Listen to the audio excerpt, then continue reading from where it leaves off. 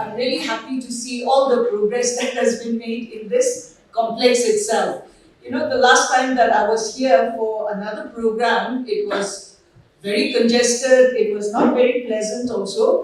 Now I'm glad to see that a lot of things are taking place, and you know, it's a very good example of what accessibility is all about. You know, the last time I could barely, you know, move around. We had to hold the program down there in the canteen area, I think near the gate, and even there, if there was no, you know, I couldn't get up into the, you know, canteen room itself. Had to be somehow carried up the few steps that are there. You know, that kind of thing. It's so undignified. It's so you know, difficult for us also, and difficult for other people also. So, you know, today it was so easy. We could just come right up to the ramp, then come up to the elevator, then it brought us up here. You know, that should be the experience of everyone, of persons with disabilities, whatever ability anybody may have, for elderly people, also senior citizens. I will be talking about all that later on, touching on all that, but that should be the experience of everyone, you know, like whatever ability anybody may have. And that is what we are working towards. So I'm really happy to see all that, this, and especially this complex, this department, you know, it should become a kind of a model complex, you know, department that everyone can come and look to, because the engineers are here. You are the ones who are doing all these kind of work everywhere, whether in the district or whether here in the headquarters. All the public buildings, the public spaces are being taken care of by you all. So if this can be such an example, you know, everybody can come and see, oh, that is what we are supposed to do. That is where we are supposed to move, you know, that is how we are supposed to move ahead, you know, that would be such a great thing, you know. So I'm really glad to see all the, you know, the work that is taking place now. Now, in letter and spirit, you know, that is a phrase that everybody likes. People are quite fond of using, you know, in letter and spirit. We should do this both in letter and spirit, you know. Whether they really mean it or not, people are fond of using that phrase. You know, but when it comes to executing the various provisions of the Rights of Persons with Disabilities Act, the Disability Act, letter and spirit, this is something so important actually. It becomes very meaningful, you know, because understanding why something needs to be implemented is something so important, you know. The explicit instructions, the directives, the laws, the rules, it's there. We can all read and say, oh, this one has to be made, oh, that one has to be done, that has to be put into place. It's easy to, you know, just see, read, and then do something. But if we don't understand why we are putting that into place, you know, for example, today we are going to talk about accessibility, ramps, lifts. You all have already, you know, done all that in your office building. So those things, why are we putting those into place? You know, if we don't have that understanding, then the implementation will not be done properly. So this understanding something in letter and in spirit, not just reading that law that is there, but understanding why that law has to be implemented, that becomes very important, particularly in disability law. So today my presentation, I will try to, I tend to be too long also sometimes, I talk too much, so if I'm going on too long, then please remind me. But I will try to keep it short, and I'm sure my colleagues will do the same. Today, my presentation will be a mix of, you know, trying to get a better understanding of disability needs, you know, disability needs, the underlying intent of the various provisions that are there, and how best they can be implemented. Now, the Office of the State Commissioner for Persons with Disabilities, that is my office, is a monitoring body that is mandated by the RPwD Act, that is the Rights of Persons with Disabilities Act 2016, to ensure the proper implementation of the various provisions of the Act in the state. Now, the SCPD office has been given the powers of a civil court to take up cases and issues pertaining to the rights of persons with disabilities. Now, it was under these provisions and duties that the court of the SCPD served a suo motu inquiry to your department because it was felt that it was high time to get a clear picture of the status of implementation of the various provisions specific to the built environment in our state. So this suo motu inquiry was served to your department in the month of June 2022. Now, these are I will not read out all the various questions inquiry that was served, but these were the questions that were served because we wanted to know, first of all, there was already a notification that had come out from your department itself in 2019, talking about that from then onwards, that is in February 2019, that all the public buildings, all government buildings and spaces in the state of Nagaland will now become disabled friendly. That it will now become, barrier free, and it will be with immediate effect. That was the notification. So what we wanted to know was what steps were being taken to implement that departmental notification in the first place. Then all the other questions, related to the provisions that are there in the Rights of Persons with Disabilities Act. So these were some of the questions that were posed to the department. Now, of course, the response came back from the department, and which we felt was not very satisfactory. So there was, of course, we wrote back, and there was some back and forth. We had a lot of communication with your senior legal advisor also, and a lot of discussion took place in between. And in the final discussion that we held was, it was felt that a workshop of this nature would be good, conducting a workshop of this nature to talk about the provisions, what are the roles of the department, because, when it comes to disability, the disability laws, the disability provisions, there is a lot of unawareness, even now, in our state. I keep on saying this whenever I talk about disability. There was huge neglect of the disability sector for a long time, for many, many years. That's the truth. We have to face that truth. So actually, we are now talking about the 2016 Act, that is the Rights of Persons with Disabilities Act. But long before that, that is the updated version. Long before that, in 1995, we already had the old Disability Act. So now we are talking about these accessibility laws, this, that, whatnot. But then, long ago in 1995 itself, all those laws were already there in the old Act. And all our buildings and all our structures, all our, whatever is being done, this was supposed to have been following all these laws that have already been laid down since 1995. But the truth, the fact is that nothing was ever implemented. Some were actually basically not implemented at all. Those where some things were done were, just implemented in name. So there was, there is still very, very, a lot of unawareness, not only in this department, in all departments, thankfully with all the work that many people have been doing in the disability sector, the awareness is improving, better understanding is there, but still we still have a long way to go. So that understanding of what is the role exactly that department, the PWD, whether it's housing or roads and bridges. Actually today we will be dealing mostly with the housing part of the department section, I guess. But roads and bridges also actually comes, it's a very important division which here in our state we still are not even talking about that still. Because roads, those who are dealing with roads and all, we all know roads are supposed to be accessible for persons with disabilities, for wheelchair users, the sidewalks, the curb cuts, those are very important. If you look at all the new constructions that are going on, the roads and the sidewalks, the pathways that are going on, it's impossible for us to, for a wheelchair user like me, I go then, maybe for a short distance I will be able to go then, steps, that kind of thing. So actually, even in roads and bridges, this accessibility laws and harmonized guidelines, which my colleagues will be taking up, will be is very important, and but today we will be dealing mostly with the housing part of it. So,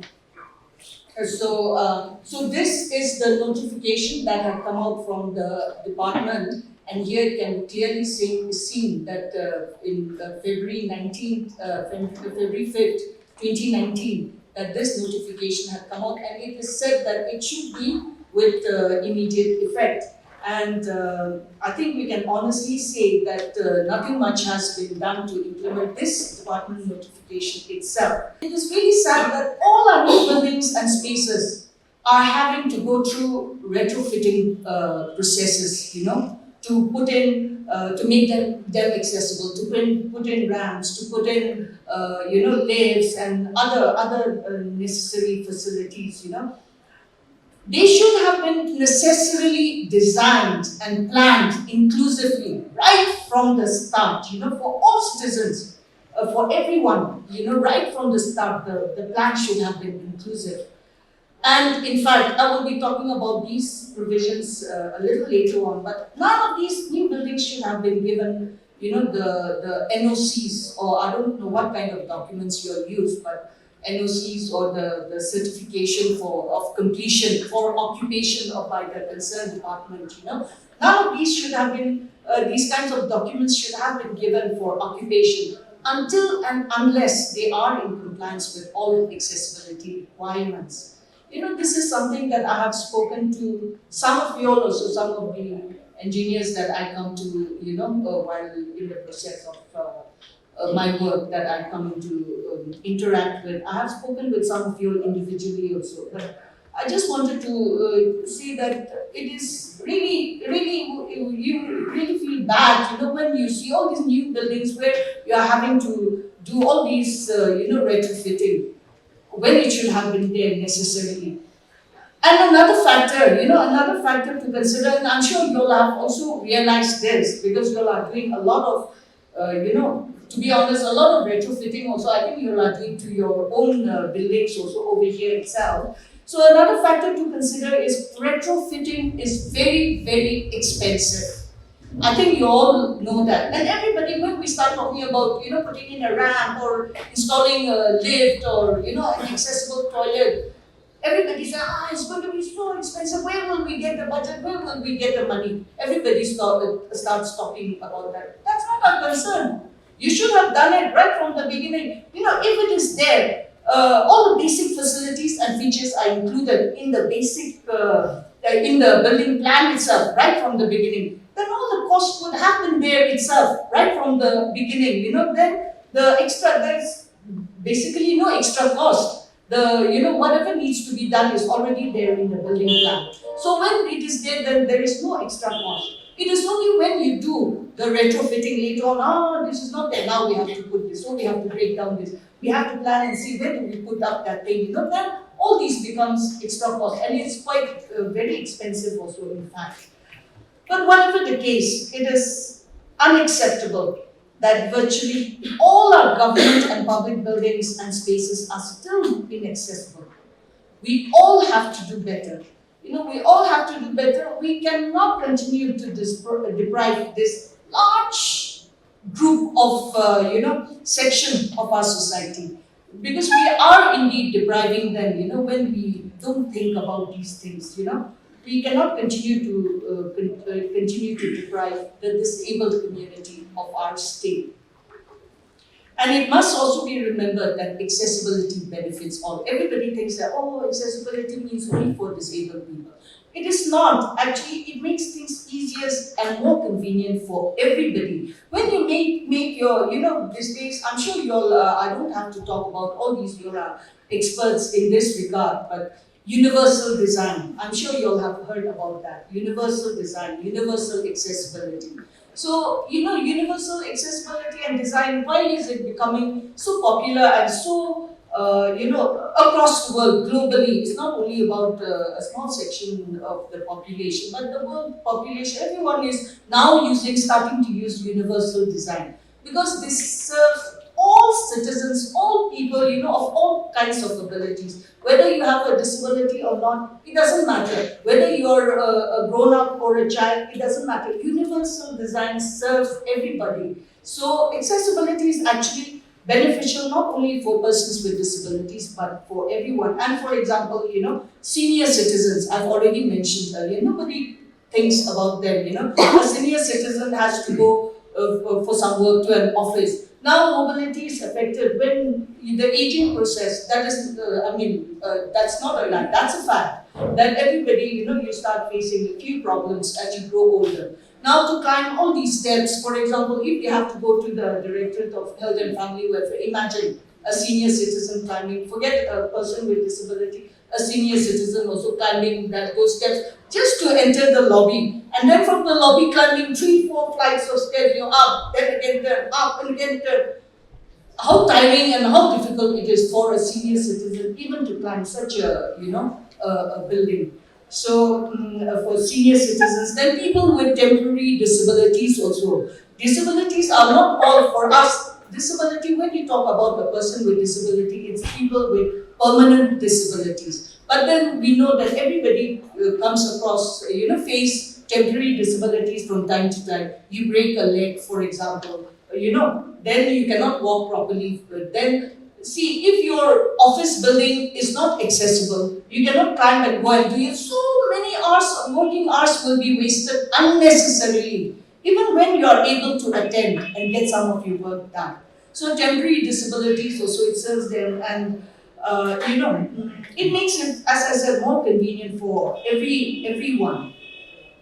So now I will give a brief overview of the RPwD Act and talk about the provisions that specifically apply to accessibility of the built environment. We are only talking about the built environment today. And my colleagues from my legal team will present in brief the various aspects of the guidelines for universal accessibility that are available for us. And so in any case, let me just so the rights of persons with disabilities, this 2016, this is the updated version of the Disability Act. Now, this is the overarching legal framework on disability rights in India. So there are many other, laws and different acts also. We will see many other sub-acts that come up from time to time. There are many, but this is the main legal frameworks on disability rights in India. It was passed in Parliament in December 2016 and came into force in April 2017. And see, the Act, it promotes and safeguards, protects the rights and dignity of people with disabilities in all aspects of life: educational, social, legal, economic, cultural, and political, all aspects of life. And it provides for full and effective participation and inclusion in society. So we're talking about accessibility here. And one thing to remember is also that it applies not only to government, obviously it applies definitely to the government, but it's not only to the government, but it applies also to non-government and private organizations as well.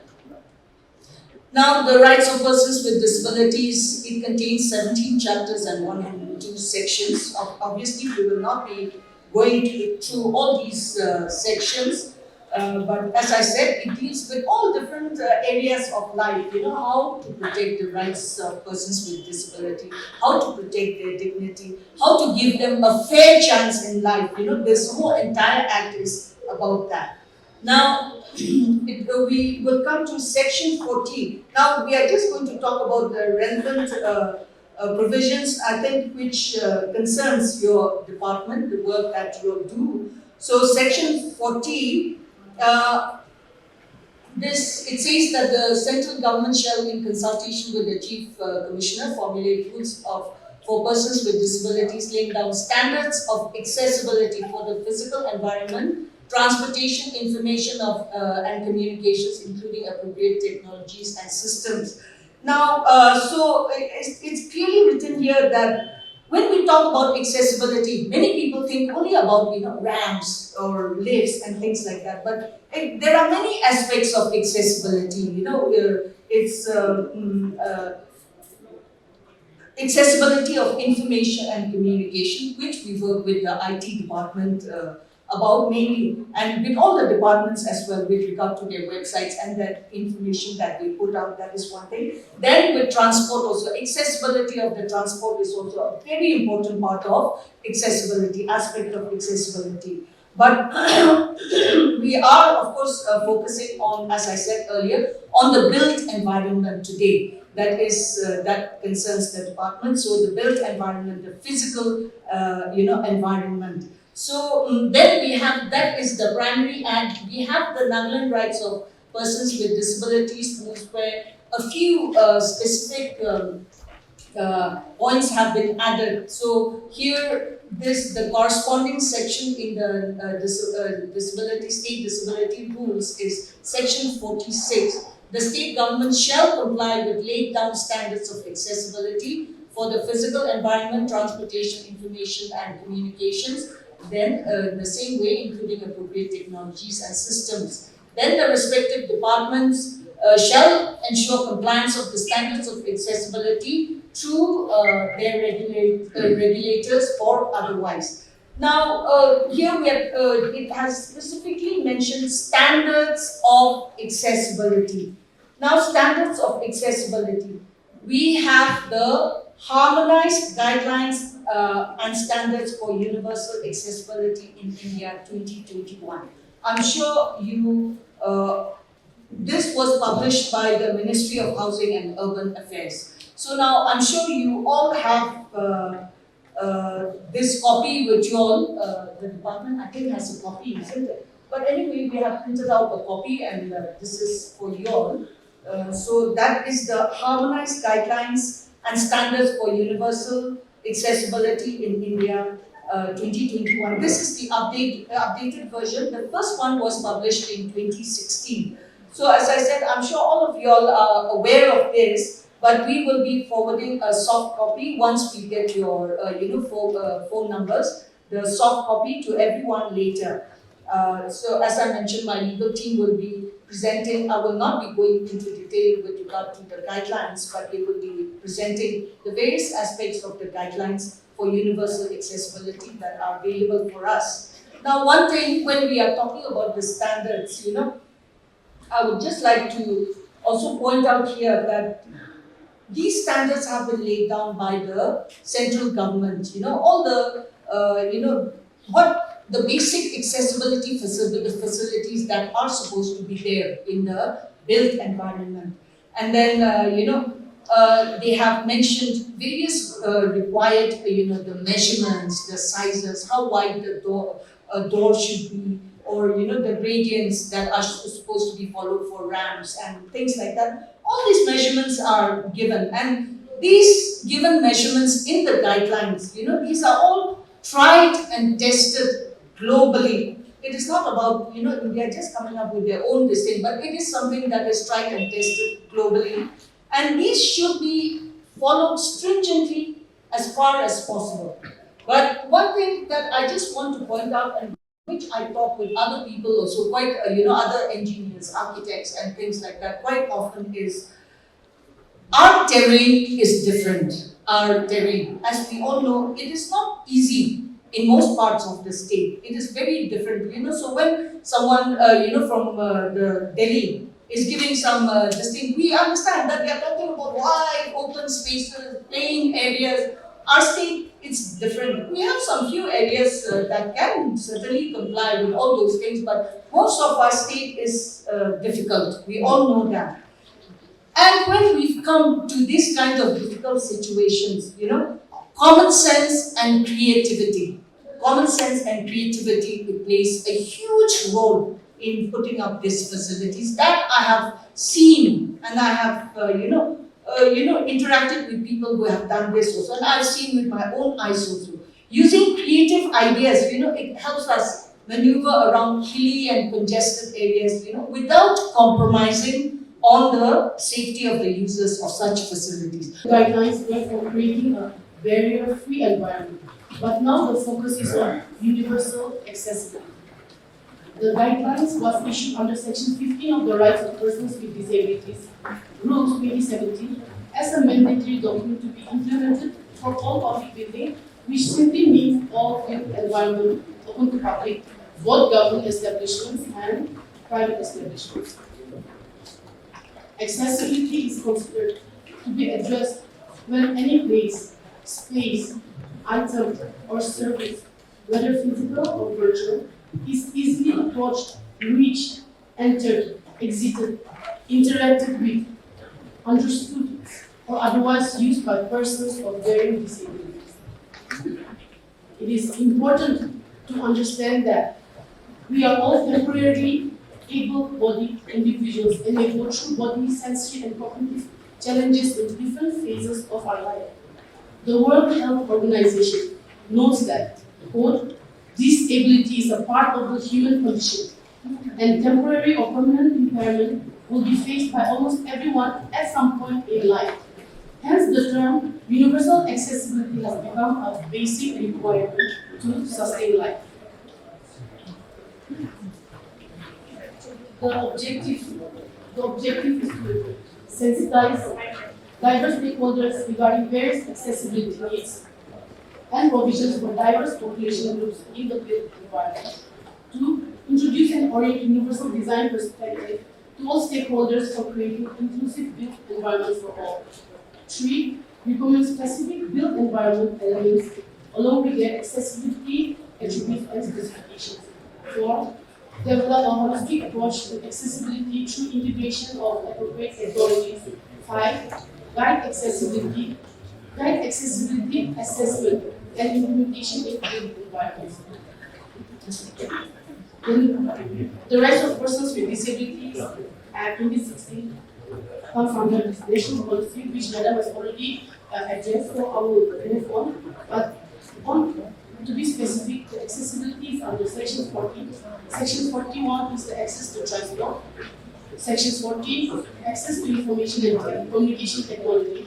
Section 43, universally designed consumer goods. Universally designed consumer goods is for the manufacturers, whereby they should manufacture the items in a cost-effective way. So that is what it means. Section 44 is the mandatory observance of accessibility norms, which Madam has already stated. I would like to point out to Section 89, which reads, permission for contravention to provisions of the Act or rule or regulations made thereunder. Any person who contravenes any of the provisions of this Act or any rule made thereunder shall for first contravention be punishable with fine, which may extend to 10,000 rupees, and for any subsequent contravention with fine. Nagaland TV, Sop Manulaga Awas. Watch us live on Geo TV and on your television sets as well. For Dimapu viewers, we are on channel number 994 in Global Chapter, and Kohima and Mokokchung viewers, switch to channel number 138 on Hornbill Digital. For all news and updates, follow us on Facebook, Instagram, YouTube, and Twitter.